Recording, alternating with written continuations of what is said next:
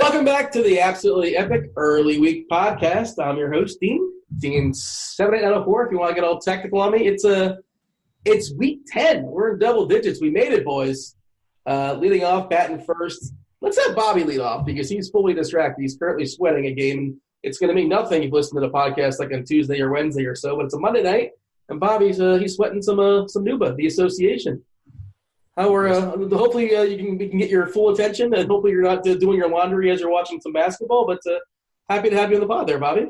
We got halftime of the final game, 17 points out of first place. Obviously, other people behind you could catch you here, but in a pretty amazing spot here where I'm got Cat going. He's got 38 right now, so I'm pretty excited. It's got a good chance to win a big tournament, so that's always fun. Didn't play heavy this NFL weekend. Had a family thing I had to go to that was important and terrific on its own. I played a couple lineups on each site. Didn't do well with any of them. Was a little too stuck on, for some reason, I guess the Minnesota passing game is what let me down. I did play a lot of, in 3 out of the 4, I think I had either one or both of Hopkins and Julio. And I tried a lot of things and a couple different things, but mostly just kept like the core of this Minnesota for some reason, which obviously didn't help. And I decided, if I'm only going to play a few lineups, I'm going to fade the Rams and fade the Rams game mostly. Didn't really work out for me. I just didn't play Michael Thomas, I guess. That killed me. Anyway, not a great week for me, but a good personal week, and really excited about what could hopefully be a really nice NBA night. Knock on the nearest piece of wood I've got. Anyway, yeah. How did you guys? How was your guys' week? I did pretty well. Let's bring Grant into the podcast. How did week 9 go for you? I mean, outside of cash, full on fade of Gurley. Worked out fantastic, I would say. Except for I went all in on AP and still ended up winning a decent amount of money, which is ridiculous to me. But yeah, I had a few like 184 lineups, 187, 191 lineups with Adrian Peterson in them, and that's kind of infuriating. By the way, the reason why he didn't do well, I'll tell you why. Because you keep calling him by the wrong nickname. It's not AP. I'm not calling him by his nickname, you idiot, Dean. I'm calling him by his initials. Well, why don't you call Michael Thomas MT? Why don't you do that? Because fine, MT. Let's just do that about everybody. Who do you like in quarterback this week? I like PM this week in quarterback. Who do you like? I'm a big fan of RF. How long can we keep this up for the podcast? Oh 2 my to 3 God, minutes tops. Yeah, I'm tapping out already. What a terrible idea. Let's kind of backtrack out of that. Yeah, last week actually worked out okay for me. And you know how we do like our, I don't know, what do we even call it? Like our bold calls or like our wager, like whatever we do as far as the tweets or consequences. That's what the kids call it, right? That's what they called it last year. We at the end of the podcast, we each take a player, and one of us took Hunt, one of us took Kamara, that was me, and then one of us took who was the last one? Who am I missing, guys? CMC. Yeah, CMC. You're keeping it up there, aren't you? For the on brand. We could just call him CM though, can't we? But all right, nonetheless. And I played a lot of lineups, just those 3 dudes, and they all absolutely smashed. And I think Bobby had the lowest, point per dollar score. We're punishing him, but I feel like we shouldn't. I don't know. Maybe I'm showing mercy. I feel like we shouldn't punish Bobby. Like they were all good picks.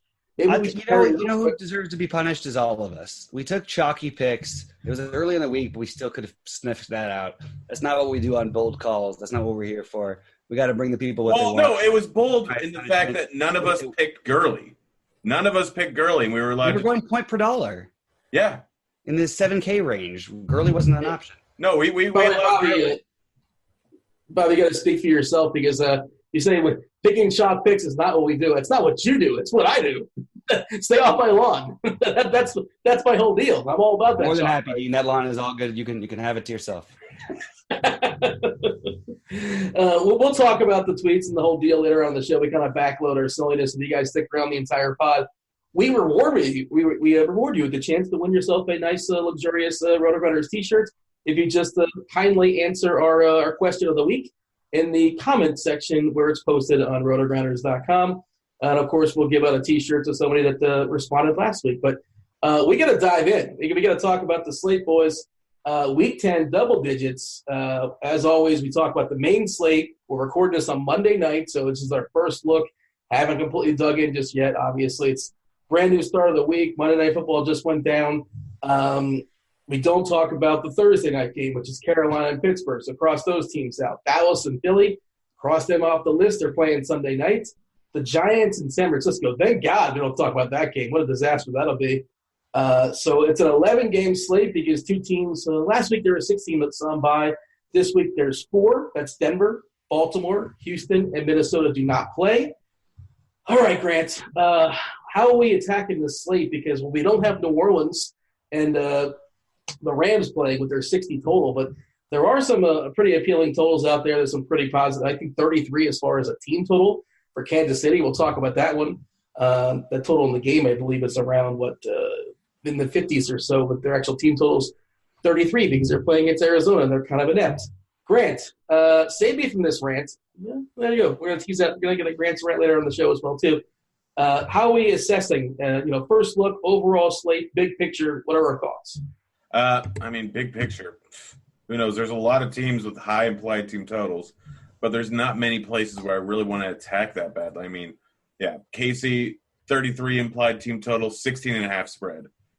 Rodgers, 28 point implied total, 9-point spread. The only two semi-close ones are New Orleans versus Cincinnati and Atlanta versus Cleveland, which the Atlanta-Cleveland game I think is going to be one of the best spots to get a whole bunch of guys in there. I mean, the problem is that Cleveland's still the best pass defense in the entire league, which I don't think will factor in too much with Matt Ryan, but it's definitely a tougher than normal spot. I don't know if there's really a game stack week for me. This is going to be a lot more of finding random little value plays and then off the board stuff.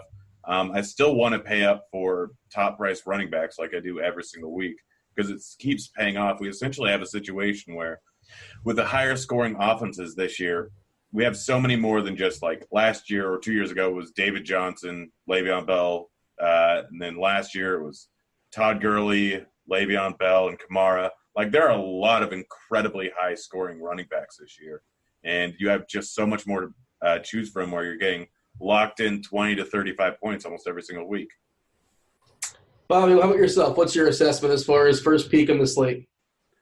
The first thing that sort of jumps out at me is that somehow Seattle's in the playoff picture-ish. This is a miracle, hopeful game for them, and I think that that game is just interesting. Like, I think you could stack it, and I know it's not going to be like I'm sure some people will be on it, but I sort of like the Seattle side of this, and we've seen what these receivers have done to the Rams lately, so that sort of jumped out at me. It's, again, it's a first look. I'm a little distracted by the NBA. But the other thing that I think that I'm just going to keep trying to attack, and there's a couple mistakes I've made, a couple of things I've done really well. One of the things I've done well is I've stayed consistent in my attacking Tampa Bay every week, having my most owned or one of my most owned tight ends beat against Tampa Bay. I've also played way too much Jordan Reed. So those are my two problems. I don't even know how. So it's sort of a funny situation here, but I think that as of right now, I'm actually considering Reed or Davis in this spot. And I sort of like a Redskins stack passing attack along with Tampa Bay. Like, I think this is a weird spot. Like, depending on if he plays, like I wouldn't even mind like taking a shot on.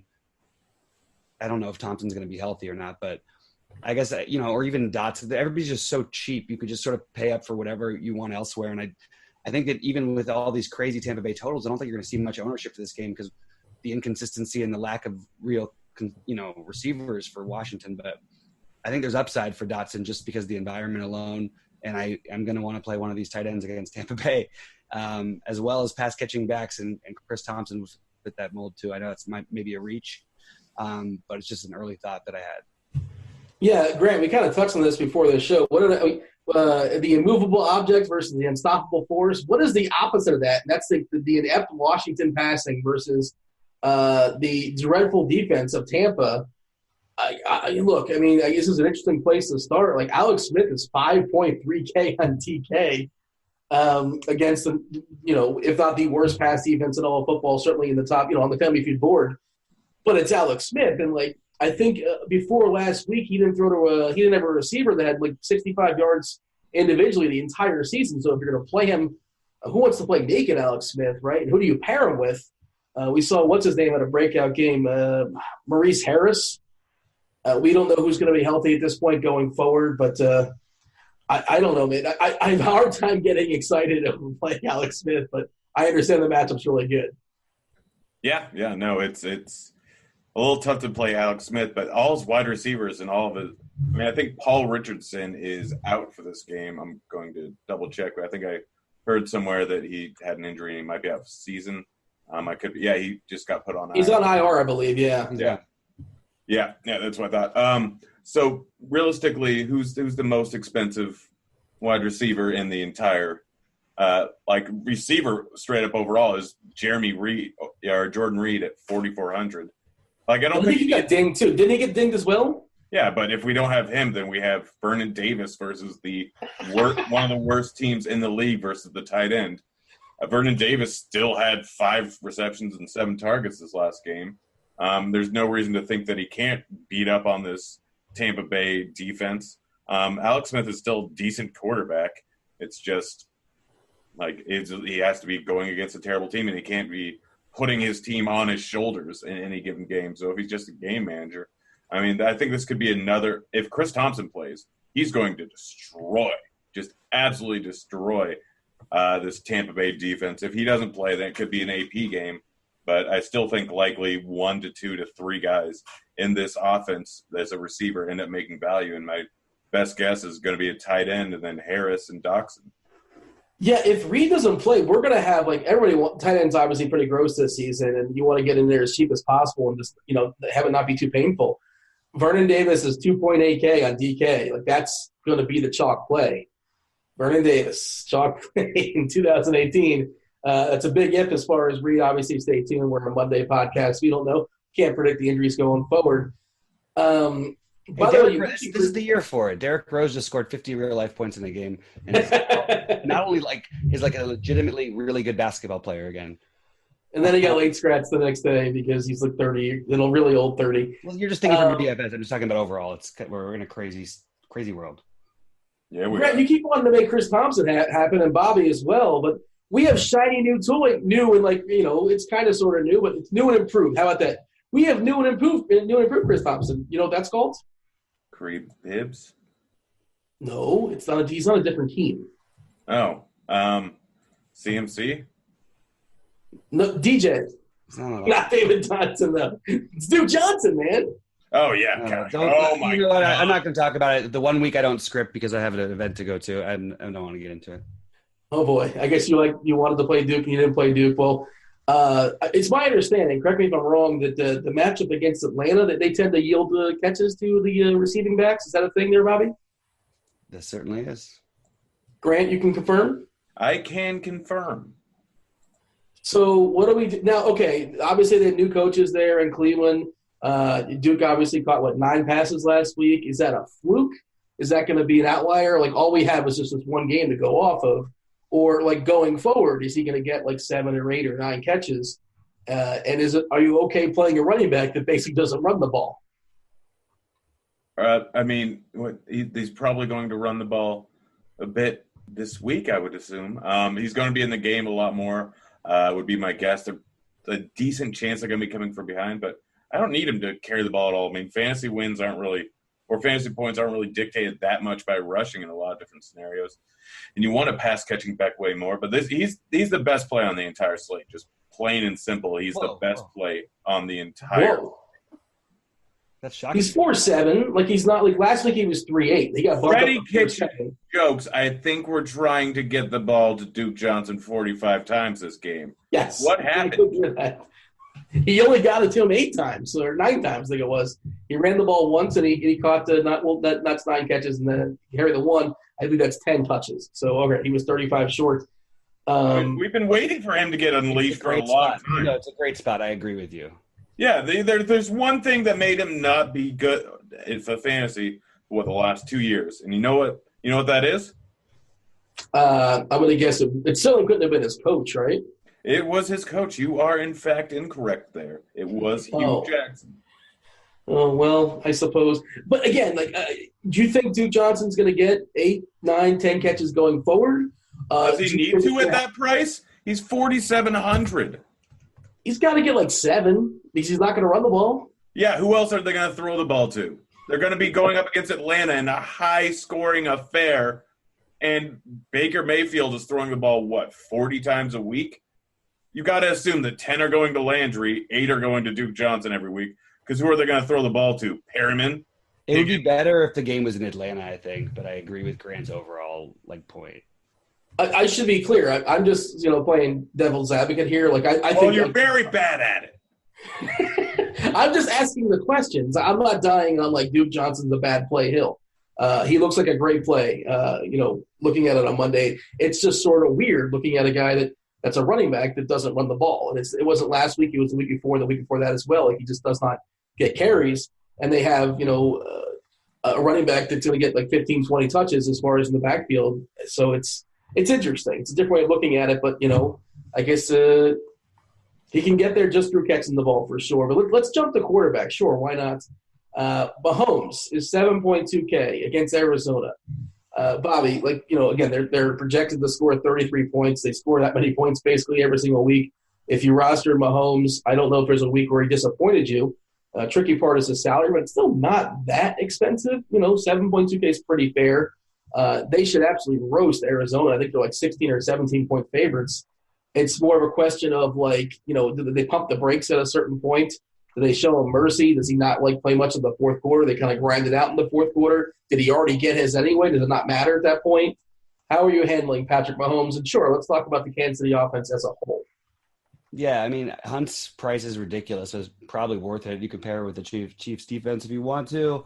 I don't think that's the route I'm going to take. I might stay a little bit away from this one, except for some of the secondary receiving pieces. Maybe take a shot on Tyreek Hill because I could see a couple of big plays easily happening. But mostly I like secondary receivers still against Arizona. Same thing as always, although they're lining up all over the place, I guess. To be honest, this game didn't really jump out at me in any real way. The Chiefs are a team that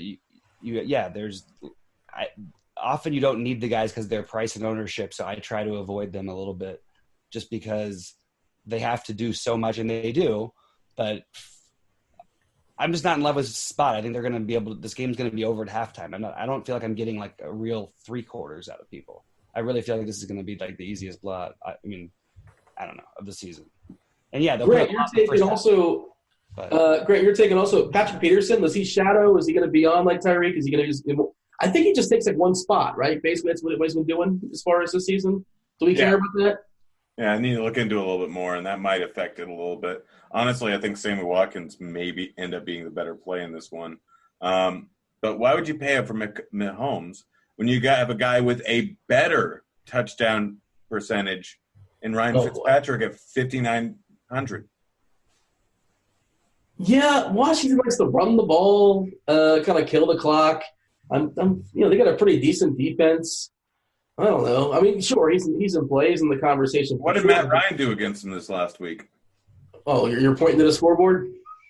Yeah, I mean, Fitzpatrick is going to throw regardless, and he's going to throw a lot, and he's going to throw a pick. They're going to pick it off and take it all the way down the field, score a touchdown, and then he's going to have to come back, and Ryan Fitzpatrick is going to put up 400 yards.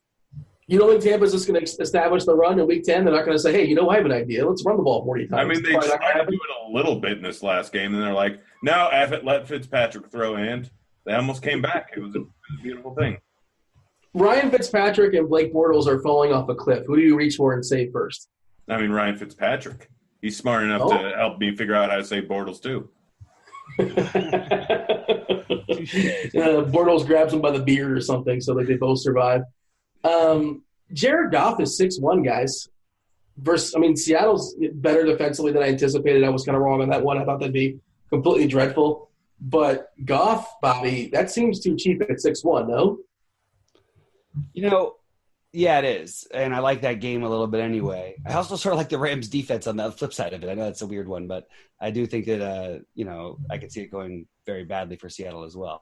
But I just think you want to be a part of these Rams games, like playing in this environment that they create just by how fast they score and the pressure they put on you and how you have to really come out and try everything against them. And I just think that you gotta be interested in these spots. I'm sorry, I got a little distracted by the NBA for a second. Classic.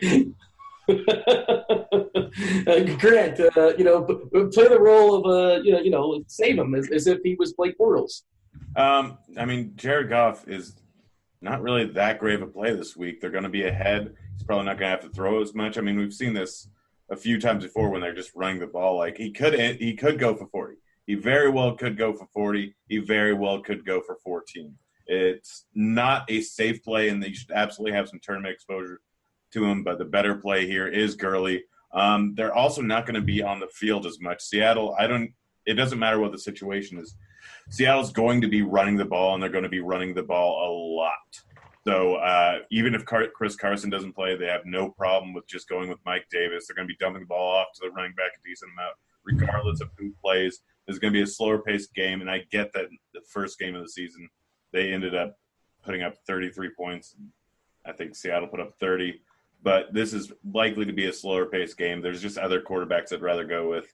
Why would I go with Goff when I can go with Fitzpatrick for 200 cheap?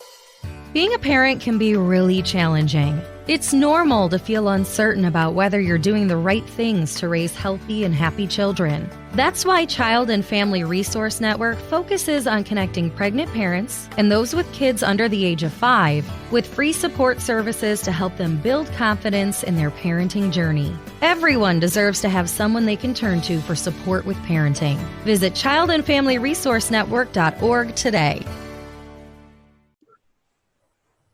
By the way, if you're into DVOA numbers, Seattle is the second best defense according to DVOA, and specifically against the pass, they are third. Against the run, they are sixth. And I've got to kind of bleed into a Gurley conversation, which we'll talk about soon enough. Well, I don't know if you guys have noticed this. You kind of scroll down on DK. Like earlier was just kind of earlier in the year, most guys were in between like 5.5 and 7K. Like they're just trying to tempt you with Derek Carr at 4.7. Once again. Nathan Pearman's 4K. The defense he was playing against last week, the Bears, are more expensive than the quarterback, which I don't think we've ever seen that before on DK. Of course, the Bears absolutely 25% of one out of my 4 lineups this week. Oh, no. Oh, my gosh. It wasn't even that bad of an experience, to be honest with you. What I did was I played Julio, Hopkins, and unfortunately Thielen. That's a good. That was the unfortunate one, which, Thielen can let us down once. You guys are going to have to pick this one up for 1 second because I got to just step away for just a second. All right, good luck. Sure thing. It turns out Adam Thielen's actually human. He didn't we always say he starts with 13 points. He starts with a 3-point bonus and 100 yards, and you give him a touchdown sometimes too, but he just didn't get there last week, unfortunately. The 1 week that Diggs did not play. Grant, other quarterbacks that kind of jump out for you that are kind of interesting. By the way, if you look at the totals this week, last week we had one of the biggest totals in 15 years or something like that as far as the Orleans and the Rams. Have you looked at the total of Buffalo and the Jets? Have you seen that just yet? What is it, 34? It's not 34. It's a little bit more than that. 36? Last I saw it was 36 on a hook. But, I mean, is there – and, I guess we'll talk – it's actually – well, you know what? When we talk about running backs, I think it's at least worth talking about the Jets' backfield because they are super, super cheap. You have other quarterbacks that kind of that are on your list. We'll talk about Cincinnati in a second, too, as far as the loss of A.J. Green, which that's a big hit. No, we need Bobby for that because he's probably doing a victory lap. Wasn't that his big call at the beginning of the year? I'm sure he saw A.J. Green was just not going to play. Other quarterbacks, what do you have for me, Grant? Philip Rivers going up against Oakland. Oakland is one of the most – we just saw what Nick Mullins did. Very clearly they're not a good defense. And L.A. Chargers are fine with really running up the score on a lot of guys. I could see Philip Rivers going for one of his 400-yard games. And, Melvin tends to take away a lot of the touchdowns that the Chargers score, but he can get it done through the receiving game too. I could see Rivers going off for a huge game here. Dalton without Green. Sorry about that, guys. I'm back whenever. It's all good. Dalton without Green potentially like a lot more of his focus goes on the other wide receivers, so it becomes a decent stacking spot considering they're going to be coming from behind in all likelihood against this game against New Orleans.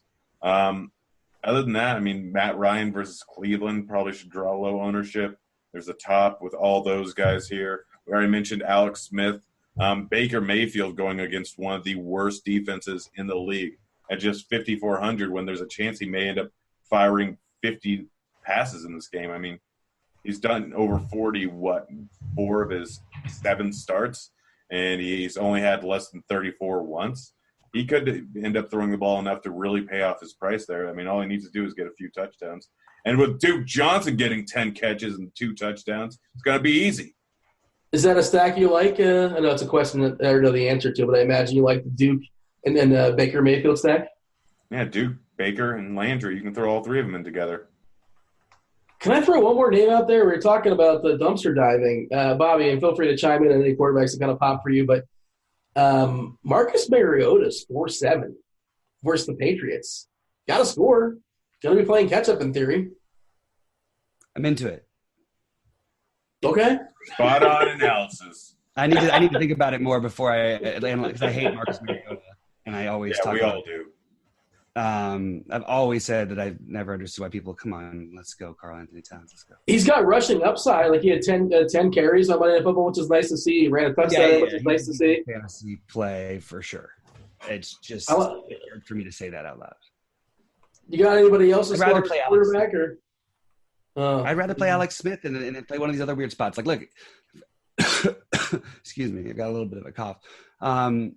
Smith, Goff, Wilson, I like those guys. And I look, as much as we say we don't need to pay up for quarterback, I just don't mind eating. Like, I usually feel like I can find savings elsewhere these days. And I think I can this week as well. So I'm willing to just take those guys. And actually, they're cheap enough. Can you find savings at running back? Who kind of jumps off the board for you at running back? I know we talked about Duke Johnson's kind of a cheap play, obviously, that we're definitely into, or if at worst, we're intrigued by.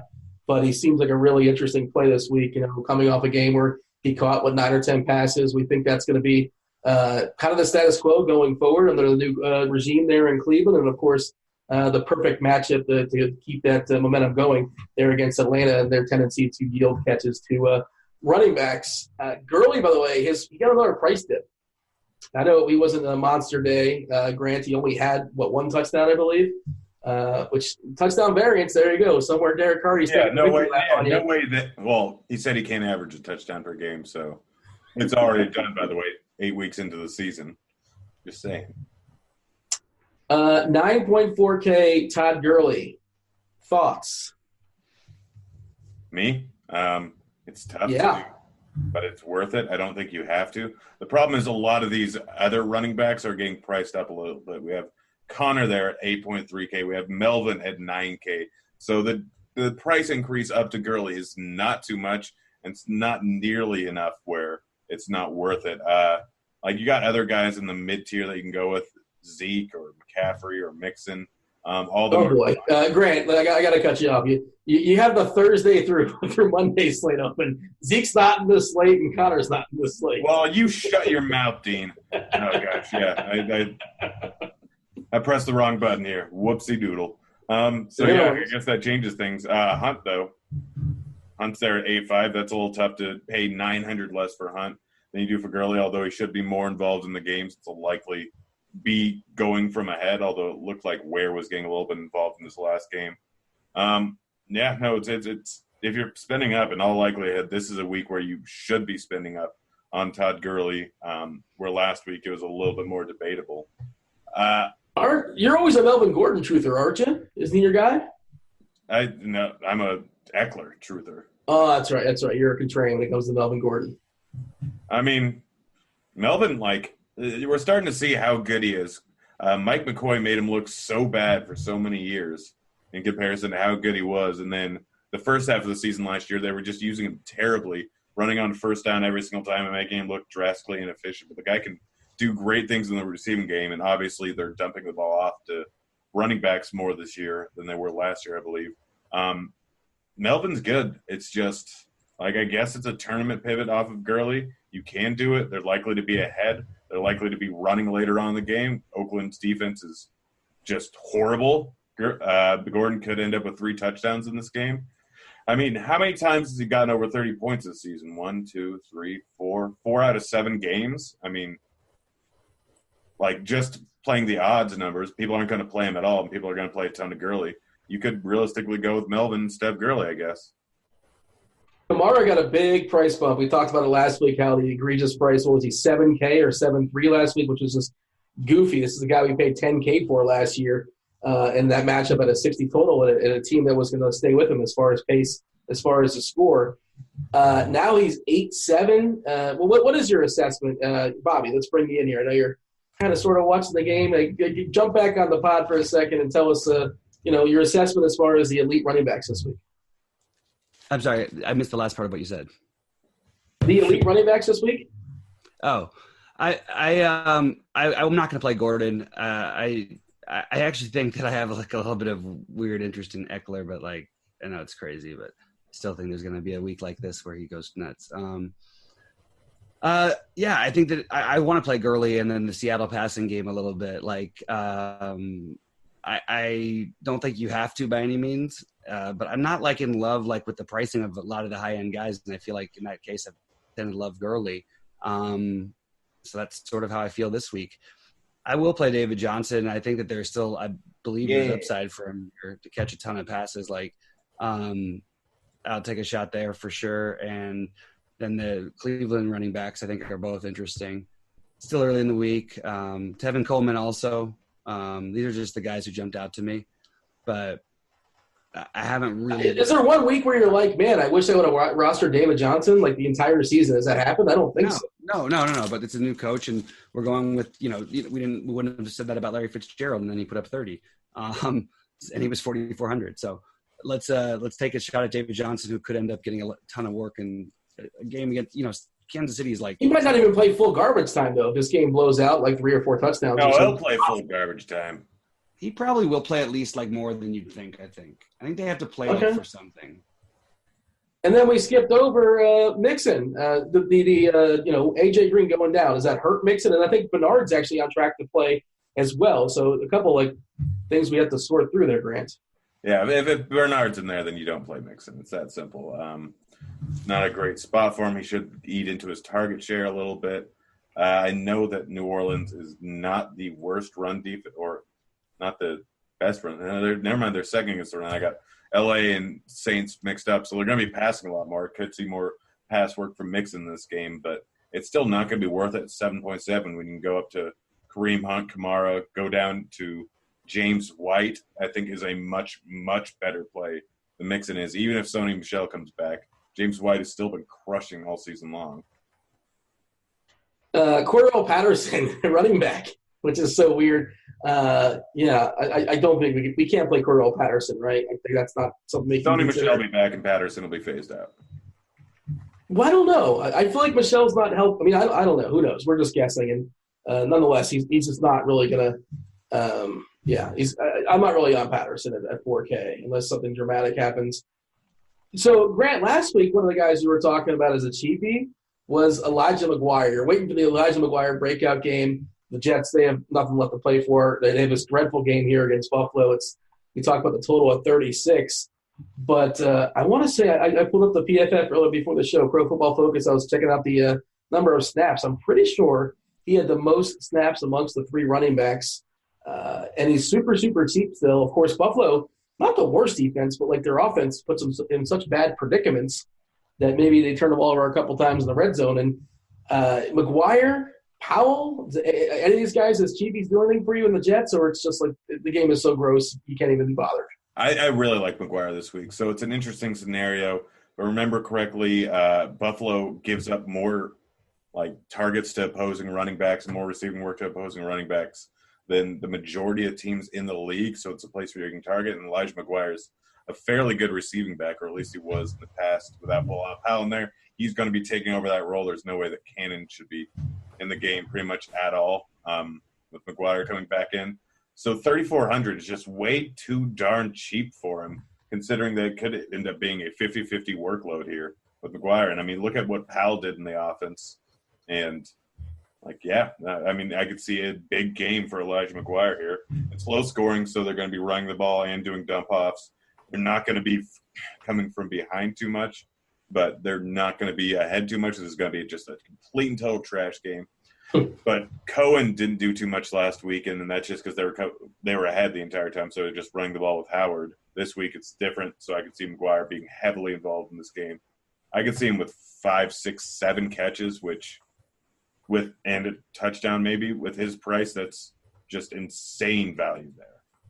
Yeah, he's pretty interesting. He had 5 targets last week. If you pull up the snap count, they had 66 total snaps there for the Jets last week.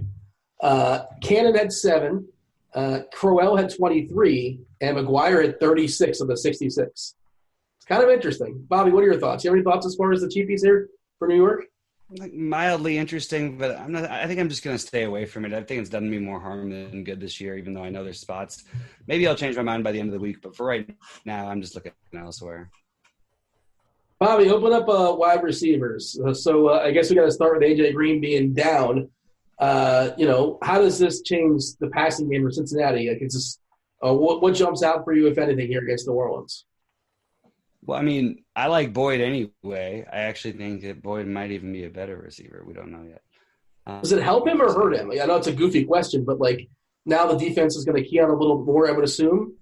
Yeah, to be honest, I'm not overwhelmingly in love with it. I actually think that the Saints aren't as bad as they have seemed so far. They've had some tough matchups, and they've been a little bit better for the most part of late. It's hard to judge anybody against the Rams, so you can't really factor that. It's hard for them. I mean, they've had some tough ones, and they play a lot. They give up a lot more at home, and they score a lot more at home. I think this game is going to be a little bit of a letdown, so I'm avoiding it a lot more than most people. I think I might switch on to something on Cincinnati later in the week, but I really am just not in love with anything this week for some reason. Grant, what's your take here? Boyd, 7.5K on DK. It's a tough price to pay for him, but they're going to be throwing the ball a lot. They're going to be coming from behind. I will end up with some shares of him, but they're just other guys that I'd rather end up going with a wide receiver that are slightly more or slightly less than him. I mean, honestly, what are the odds that he outscores Tyreek Hill or Keenan Allen, who are both cheaper than him? Allen, I know that he's been a little bit not great this season, but this is going to be a lot of passing in this game, and Allen actually had a decent game this last week. Finally got over 100 yards, and he is due for some positive touchdown regression here. I think on the season he only has 6 targets in the red zone, but they've been focusing so much on Melvin every single time. I think it's going to revert a little bit more towards them. I really like him. You can go with Devontae Adams. You can go with Michael Thomas. You can go with Julio Jones, who, look at him. He finally caught a touchdown. Good for him. It only took him over half a season.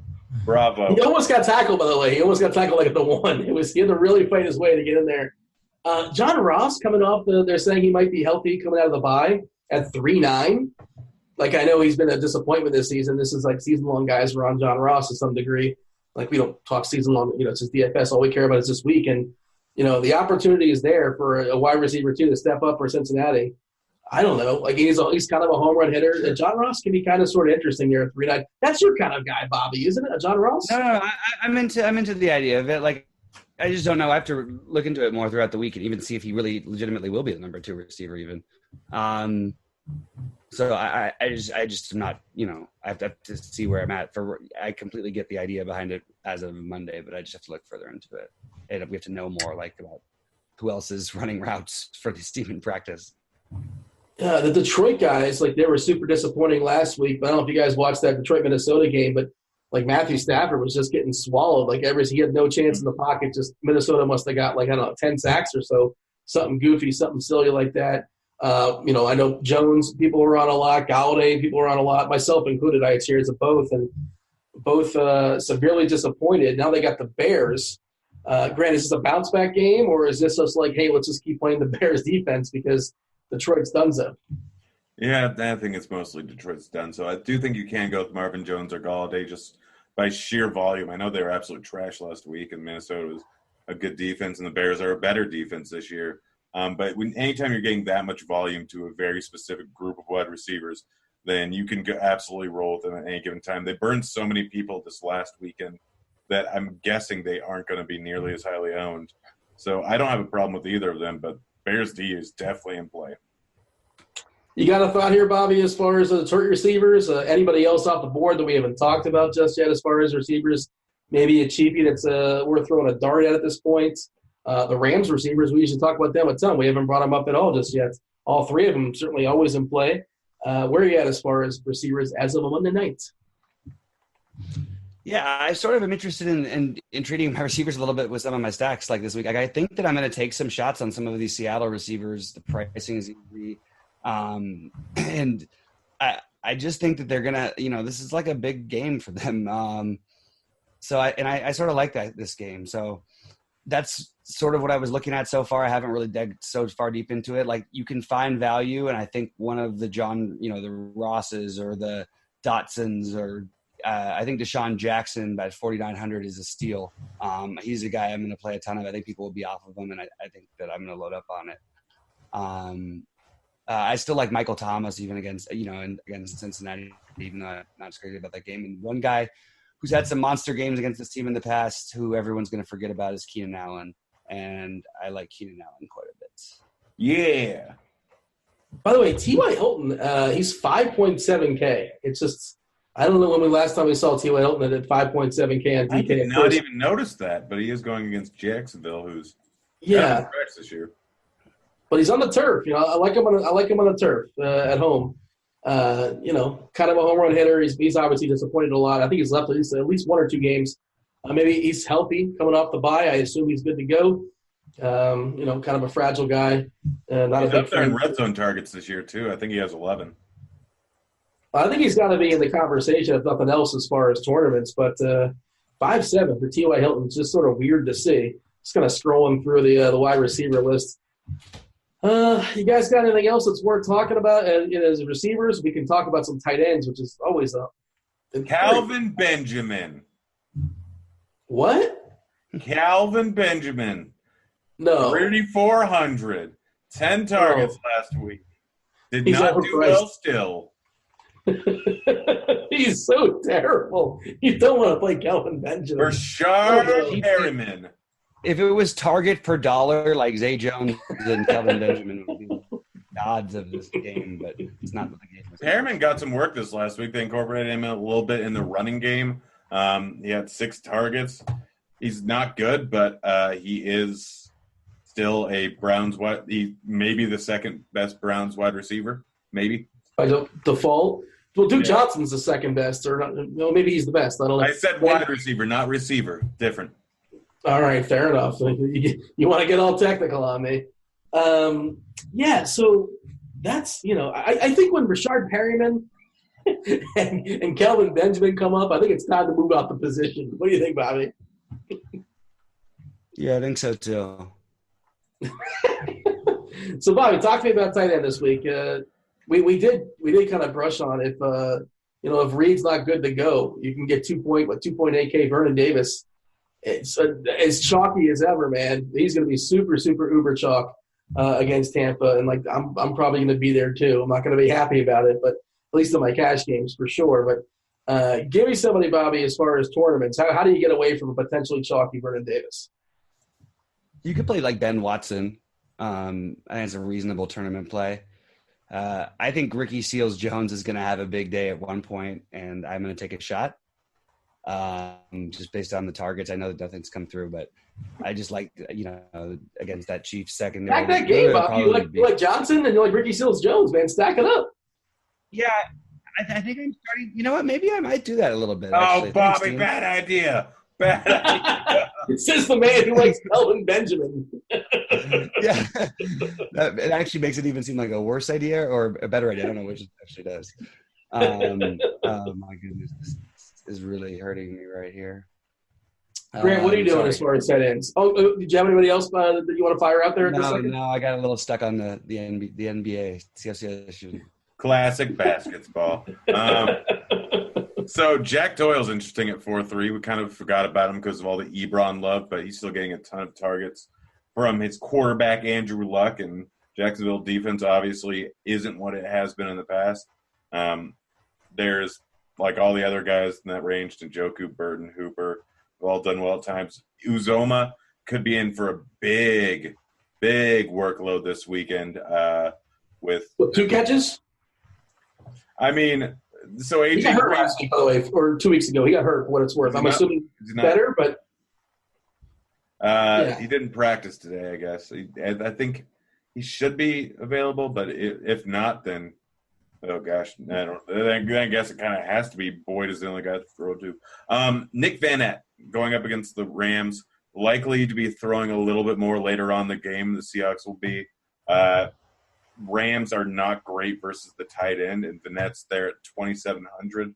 This last week, I think he ended up with 7-8 targets in the game. I think he ended up with a touchdown. Dixon had a touchdown the week before, so the Seahawks have always been a team that have been willing to target their tight ends in the red zone.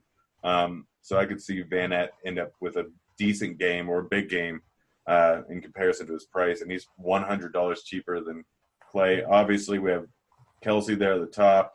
O.J. Howard's price is way too big. If I'm paying up for tight end, it's probably going to be – if Reed's out, then it's going to be Jared Cook going up against the Chargers. Going to be throwing a lot. Chargers are not great versus the tight end, speaking of Vanette crushing this last weekend. So I could see Jared Cook in for a big game, who has more 30-point games than any tight end, I think, in the league right now. If that's still true, I'm not sure, Dean. I'm not sure. Is that a chop fact or is that a real fact? I don't know. We don't have time to. I don't know if any other tight end has 2 30-point games this season. Man, it's a wasteland once again. Like, I mean, last week I paid up for Kelsey in some spots just because, you feel good about Kelsey, obviously. You don't feel good about the rest of these guys. Howard, of course, smashed last week. It feels like I don't want to say a chase, but they definitely bumped the price up. Now he's 5.3K. And Njoku, super talented guy, but he's disappointed more of late. But for sure, I think he's in play. Oh boy, I mean, I'm in a weird spot where in my head I'm like rooting for Jordan Reed not to play, so I can play Vernon Davis and just. I'm rooting for to play so I can play Jordan Darn Reed. That's how I am. That's exactly how I feel. Well, you can play him for a quarter and a half until he taps out. That's what they said him on the own. Yeah, I mean, going up against Tampa Bay, he could have 10 catches in that quarter and a half. Man, I can't believe Alex Smith is somebody we're talking about, but that's by proxy at least. Anybody else here at tight end, Bobby, you have for us, or shall we just move on and just hold our nose and get out of here? Let's get out of here. Bobby wants to watch basketball. You want to give us an update, Bobby, or how are you doing right now? I'm in second place by 4.75 points with 8 minutes to go. With 8 minutes to go, 7.5 minutes to go. But I'm probably going to get caught by the guy who's in first place also with one of his other million lineups. I only played 4 lineups tonight. Chess is okay. I'm looking good for a high finish. I still need a little bit more. I think I might be in first place, hopefully, by the end of this show. We'll see. We wish you luck. Let's see, Grant, first game stack that kind of jumps out to you. I know you said earlier that, you're not really sure if that's the route you're going to take. But if you are going to game stack something, looks like the first one that kind of jumps to you, at least on a Monday night. Tampa Bay and Washington. Fitzmagic with Howard. I already said that one. I've been talking about Fitzmagic this entire show. Pay less attention to basketball, Bobby. Bobby wants to stack with somebody. Bobby, do you have a second game? No, I just want him to be alone. I mentioned the Seattle Rams game. I think is interesting, and obviously I have a little bit of interest in that game environment in Kansas City. Even, it's not that I'm saying stack it up exactly, but I think that you could play these guys just on volume for how many times they probably are going to have to throw the ball and just how much usage they might get against a team that can be pretty soft defensively. So I think it's interesting. All right. Do we have to come up with our bold calls now? Let's do our bold calls for the week. We got to knock out some of the tweets. I guess so. Grant, we're going to punish, but this is the end of the podcast, right? Is this the end of the actual football analysis? Now we're going to get into some nonsense. Yeah, shenanigans time. All right, shenanigans. We got Grant's rant. We got our question of the week, and we have the Twitter. The tweets are consequences, which I guess Bobby's going to pay. And I'm going to go on record, Bobby. I feel like you shouldn't be punished, but that's these aren't my rules. I mean, we need to keep the punishment, but it's going to be nicer. The timing of this is so bad right now. Of all of this, I just need to let's just get this going. Gosh. Bobby's just going to, you're going to pull, who was the guy that left the game at halftime for, was the Bills? F this, I'm retiring. He's going to walk out of the podcast. What position are we focusing on? Well, do you want to take Kelvin Benjamin as your play of the week there, Grant? Or I was going to say I really want Fitzmagic. Okay, Fitzmagic's 5'9". All right. Where were you at, Bobby, in that similar range? We'll do a point per dollar, but you have a quarterback that you're feeling pretty confident about? My quarterback. Did we do the quarterbacks already? It's bold call. Darn it, Bobby! Just pick a quarterback. You said you like golf, right? But for my bold call quarterback, I'll go with Russell Wilson. Ooh. I want a bold call. I don't want any more nonsense giving people, just the obvious plays. Let's give him something bold. Fitzpatrick. It should be obvious, but people keep making the mistake. I like that call too. I like your call. It wasn't a mistake to not play Fitzpatrick because there was such a Goff and Breeze and Mahomes. There was a group of five. He was in the group of five. I don't think it was a mistake not to play any of those guys. Just as long as you have one of those five, essentially you're good to go. All right. So Wilson, Fitzpatrick, who's sort of Dean, does that mean? Yes. Yeah, you have to take that means. I guess I have to take Goff. I don't really like. No, you have to take Alex Smith. No, I don't. You're not forcing Alex Smith on me. That is not. You start making the tweet, as you're handing me Alex Smith because I almost wish one of you guys would have taken it out. All right, I'm gonna take Alex Smith just for fun. Okay. How about that? How about that's my punishment for this week? I'm already gonna have to deal with a painful basketball sweat. How about that? All right. We'll give you just because you took Alex Smith. We'll let off next week. But if you lose next week, I've got some good ones. He's playing Tampa. This isn't like people are going to play Alex Smith this week. This isn't. He's still Alex Smith, though. They're correct to be playing him. It's a fair rebut. That's a fair retort. All right, so I will take. You know what? I'll be a little bit bold. I guess I don't know if this is bold or not, but I'll take a similar price point as Alex Smith. Baker Mayfield. Ooh, I like it. I need a cheapie. I'm not sure how good Baker Mayfield is. Wait, we're going to say Alex Smith is bad, and then you're going to say Baker Mayfield? Baker Mayfield has been awful. Baker Mayfield is better than Alex Smith. Well, you know what? His potential is to be better. The reality is, I bet you Alex Smith has a chance to have a better career than Baker Mayfield. I mean, Alex Smith had some good years. I mean, his coaches and teams had good years. Thanks to last year, 7 games into the season, he was the MVP favorite, wasn't he? Yeah, that's Andy Reid was the MVP favorite.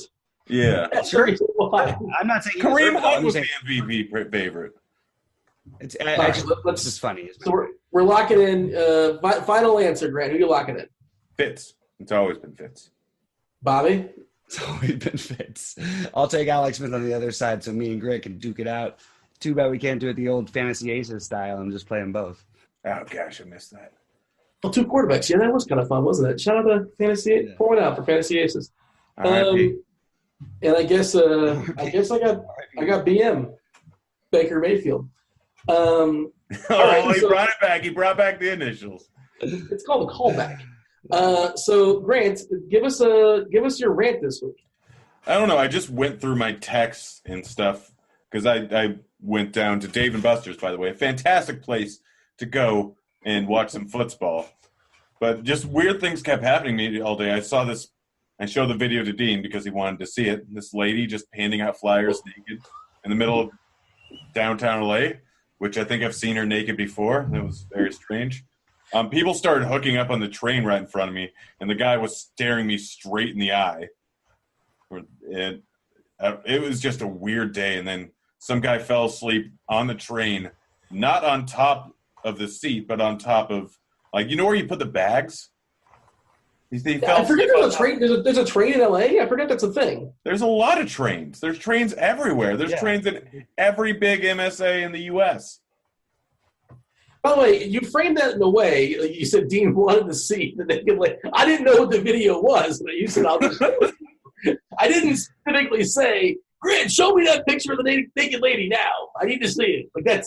You were framing that. So I turned off the basketball game. I don't have it on right here in front of me. Something must have happened here. Now that we're show up, because it says foul, and it's been stuck on this for 5.5 minutes. There's already been double T's assigned twice today, I think, at least once. You're not going to believe it, but Patrick Beverly's hopefully Taj Gibson. Am I right? Wait, was I right, Gene? Yeah, I mean, people don't care about this on the podcast, but there was kind of a scrum, and I think a couple of the guys were arguing. I think Harold was involved in it as well, but nobody cares about that. Yeah, I do about Karl Anthony Towns. I'm 2 points out of first. Yes, if the podcast was specifically just for Bobby. Hey, I've got people out there who care about me. We're all rooting for you, Bobby. I promise.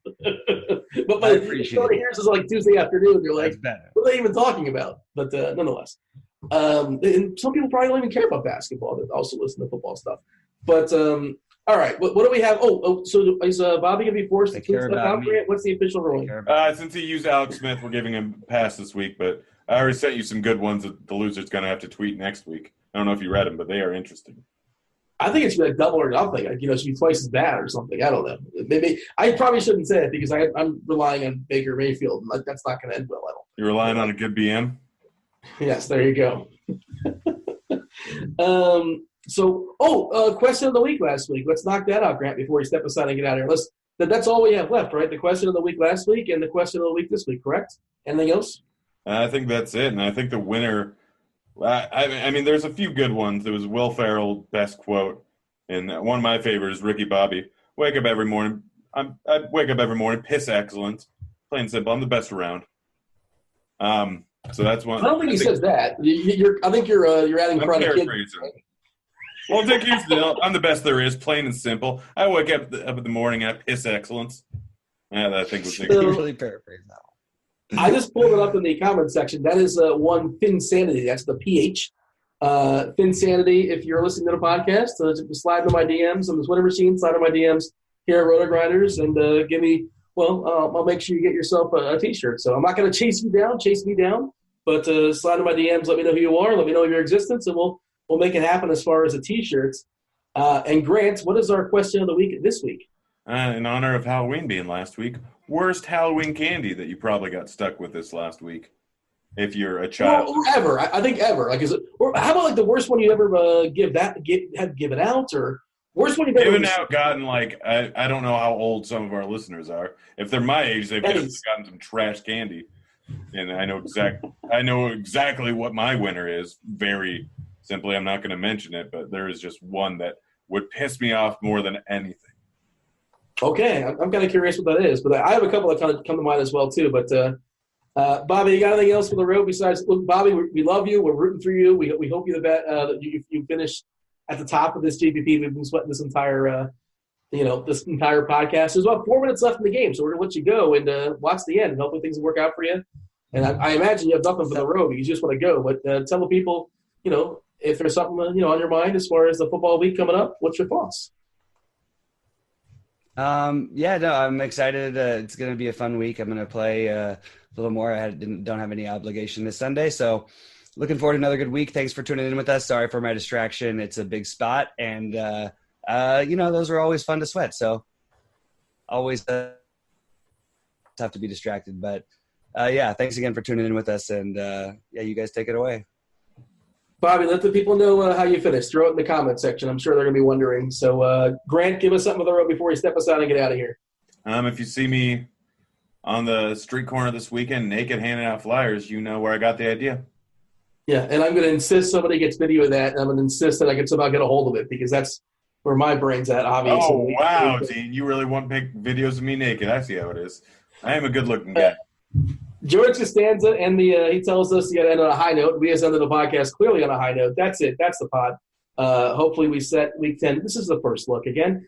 Stay tuned throughout RotoGrinders, RotoGrinders.com. There will be other podcasts. There will be other podcasts. And we give you guys stuff all the way up to the kickoff, up the lock. So with that, he's Grant. He's Bobby. I'm Dean. Enjoy your football this week. We're out of here. Holler! Hey, kids.